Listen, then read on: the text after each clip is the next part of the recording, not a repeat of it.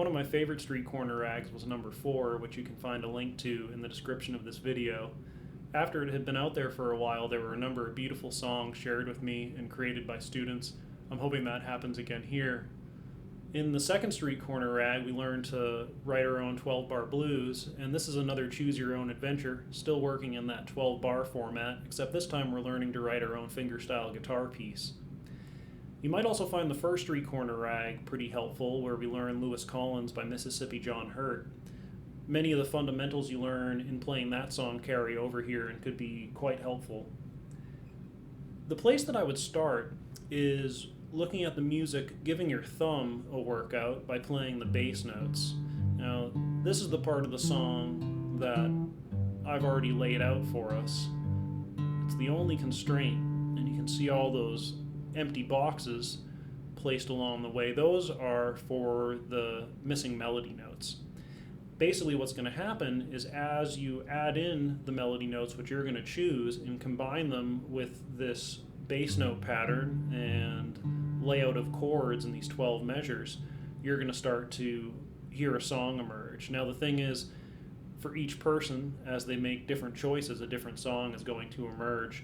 Because many songs have the exact same chord progression, but what really sets them apart is the melody, and that's the part that is up to you in this.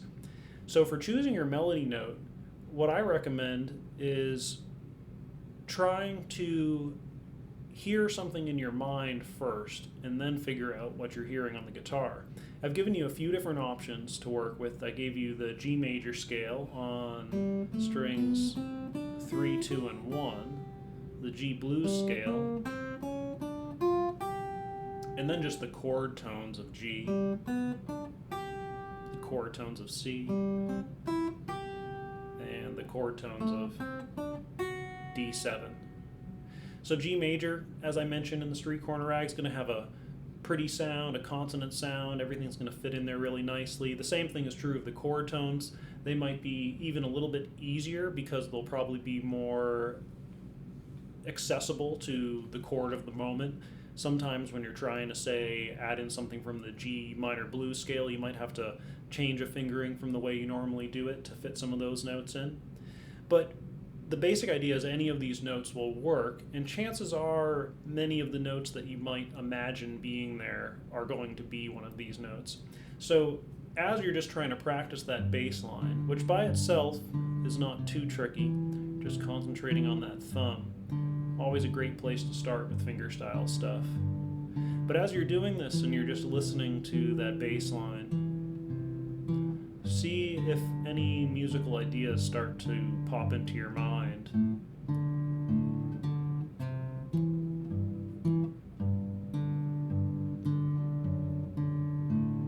So those were those 12 measures.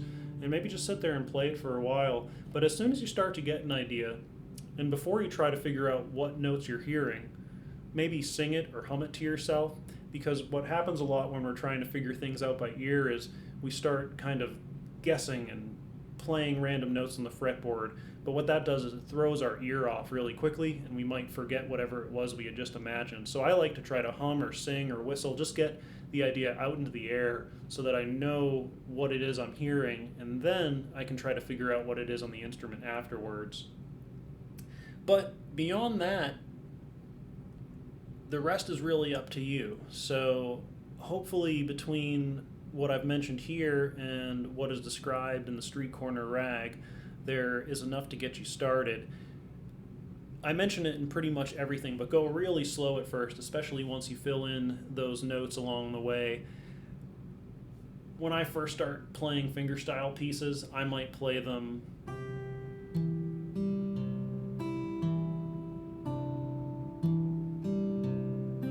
maybe even slower than that sometimes when I first started to learn this stuff, but the point is to try to be really clear and steady.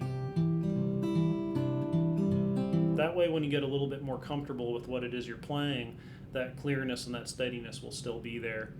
And it's kind of fun because as you do it, you'll each day in practice hear the song start to peak out a little bit more, and before you know it, it'll sound really musical and become a lot of fun to play.